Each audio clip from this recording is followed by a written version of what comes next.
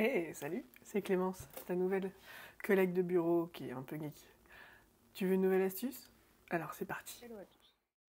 Maintenant qu'on a vu ensemble la partie template du blog, modification de l'entête et du footer, on va aller voir comment modifier l'intérieur de notre page. Donc par défaut, dans blog et page, vous avez déjà 4 pages préconçues par System.io. On va rentrer à l'intérieur et on va les éditer à notre manière. Donc 3 petits points, éditer, et c'est parti. System.io vous a configuré une page qui est plutôt orientée blog, avec des articles, en veux-tu, en voilà, et une inscription à la newsletter. Personnellement, ce n'est pas ce que je veux faire. Je veux créer un site internet et non un blog. Donc je vais commencer par supprimer les différents éléments, les différentes rangées qui se situent dans cette page.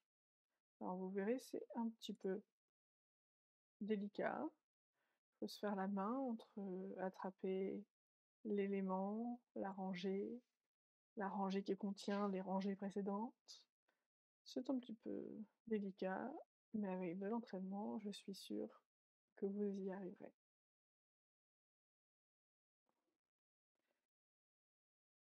Donc moi, je vais supprimer tous les éléments de blog et on va venir voir de quoi est constitué un site internet.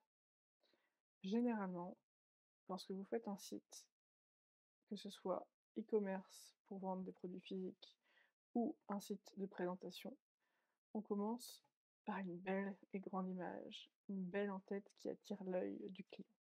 Le but, c'est que le client soit capté dès les 3 premières secondes sur lesquelles il arrive sur votre site internet. Pour cela, dans Bienvenue, vous avez des blocs préconçus où vous pouvez choisir d'insérer des images, de la vidéo ou même des carousels. Vous avez donc plusieurs images les unes après les autres. Pour l'exemple, je vais prendre ce bloc.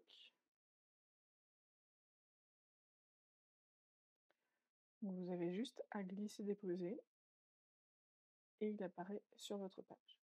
Vous pouvez bien sûr venir modifier les textes, modifier le logo qui apparaît ici et également l'image de fond.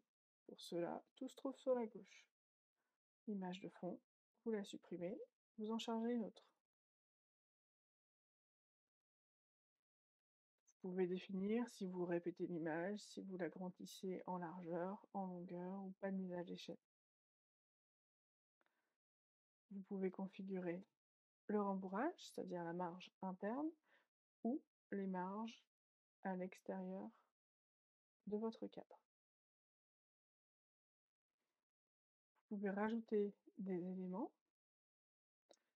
Typiquement, sur cette première partie, on aime bien ajouter un appel à l'action. Comme prenez rendez-vous, inscrivez-vous à la newsletter, commandez si c'est du produit physique. Vous prenez votre bouton et vous le glissez exactement là où vous voulez, dans le sens que vous voulez. De même, vous pouvez personnaliser ce qui est écrit dans votre bouton, la police du texte, la couleur du texte, et bien sûr sa fonction. Alors la fonction c'est plutôt ici, vous avez la possibilité d'enregistrer un contact, d'ouvrir une pop-up, de rediriger vers une autre page, de diriger vers un lien de blog ou de permettre de télécharger un fichier. Chacune des actions modifiera les options qui vous sont proposées afin de charger le fichier ou de mettre le lien vers la page que vous souhaitez rediriger. Ensuite, après cette partie bienvenue, je vous conseille d'ajouter des informations sur vos services, sur ce que vous proposez. Vous pouvez le faire avec la partie fonctionnalité. Vous avez l'option Mes services, mais vous avez également ce que vous obtenez. Vous pouvez mettre 4 images en version horizontale. Vous pouvez mettre des petits logos, comme ici. Si vous voulez quelque chose de très coloré, n'hésitez pas à tirer l'œil du client. Pour choisir votre charte graphique et vos couleurs, je vous conseille d'utiliser ChatGPT pour lui expliquer ce que vous voulez faire comme activité. Il va vous conseiller des polices d'écriture et des couleurs pour faire une belle charte graphique. Donc vous choisissez l'élément qui vous correspond le mieux pour décrire vos services et vous copiez, tout simplement. Ensuite, en général, on aime bien mettre une petite présentation de qui on est ou qui est notre équipe. Encore une fois, c'est tourné en version équipe, mais il vous suffit d'enlever une photo et de mettre juste votre image à vous avec le texte de qui vous êtes vous, et c'est suffisant. Donc à cette étape, on a accroché le client, on lui a expliqué nos services, on lui explique qui nous sommes. Il peut être intéressant de lui mettre nos offres avec nos tarifs, de venir le rassurer en lui ajoutant des témoignages, avec ou sans photo, peu importe. Vous pouvez, si vous avez un blog et si vous voulez entretenir un blog, vous pouvez bien évidemment ajouter dans la partie éléments vos carousels des derniers articles ou les derniers articles de blog. La différence, c'est juste une question de présentation.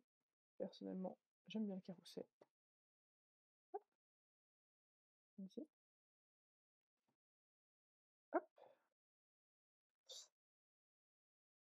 Et il est important de toujours terminer par un appel à l'action. Que ce soit vous abonner à une newsletter, prendre rendez-vous, commander un produit, toujours terminer par un appel à l'action et ensuite terminer par votre footer. Dans le footer, n'oubliez pas de mettre vos mentions légales et vos conditions générales de vente si vous vendez des produits. Si c'est juste un site de présentation, ce n'est pas nécessaire. Mais si vous vendez, c'est légalement obligatoire. Nos grands éléments sont placés. Donc l'accroche, les services, qui on est, nos produits, nos tarifs, nos témoignages, éventuellement les articles de blog et notre appel à l'action à la fin. Aujourd'hui, je veux venir pas faire s'abonner le client, mais je veux qu'il prenne rendez-vous.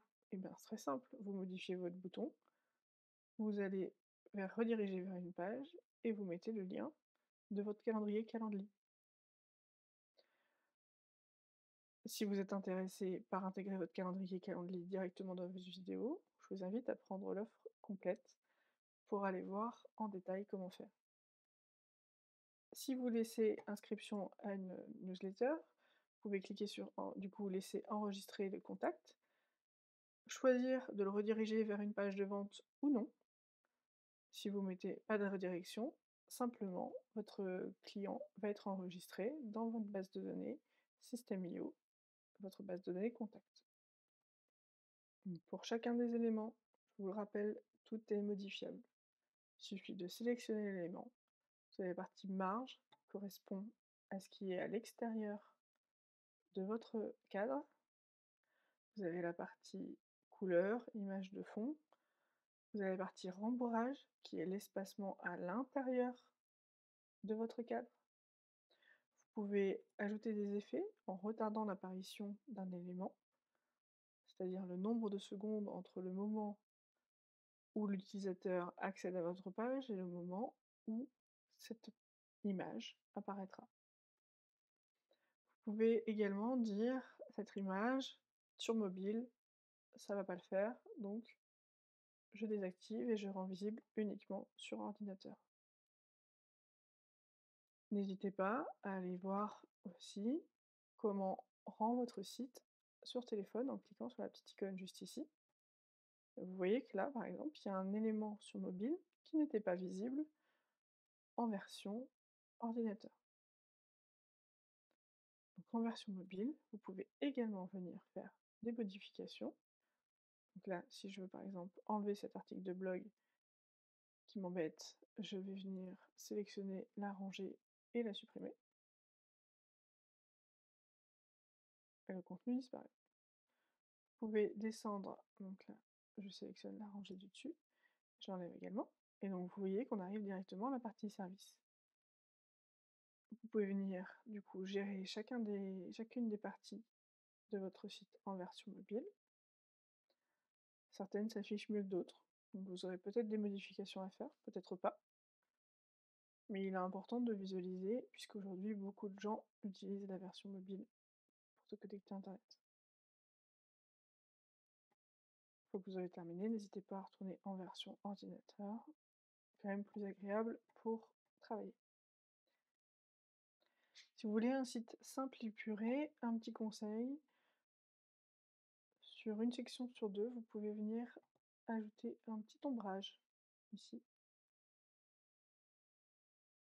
Le simple fait d'ajouter une ombre donne un petit côté chic, travaillé, sans trop d'efforts pour le coup, puisque c'est System.io qui vous le fait. Alors n'hésitez pas à ajouter un petit peu de marge entre vos différents éléments pour qu'on voit bien l'ombre du bloc. N'hésitez pas à ajouter un ombrage, ça fait chic et sobre à la fois. Ici dans la partie Mes services, vous avez des boutons pour emmener vers une page annexe. Vous pouvez les laisser, vous pouvez les enlever. Vous n'êtes pas obligé de faire une page de détail par activité ou par service que vous proposez.